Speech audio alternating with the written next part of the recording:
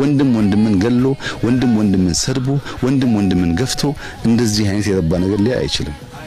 ወንድሙን አቅፎ ቢሰራ ግን እጅግ የላቀና ያማረ ነገር ሊፈጠር ይችላል።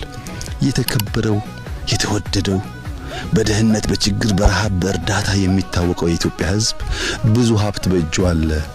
አይናችን ይገለጥ፣ ልባችን ይጽዳ፣ መገፋፋትና ሰፈርተኝነት እንተው። ትልቅ ሀገር ነው ያለን። አንዳችን ሌላችንን እንደሌለ ማሰብ አንችልም። ስንፈጠር የተፈጠነው በዚህ መንገድ ነው።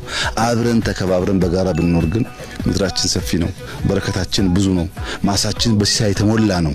ያንን ሲሳይ ያንን ፍሬ እንዳንበላ የሚያደርገን የጥላቻ የዘረኝነት የጽንፈኝነት የዋልታ ረገጥ አስተሳሰብ ቀርፈን ቀንሰን ሰክነን መሬት ረግጠን ከሰማይም ፈራጅ እንዳለ አውቀን ብንሰራ መልካም ነው። ብዙ ጊዜ የምንታወክባቸው ጉዳዮች ፍሬ አልባ ናቸው።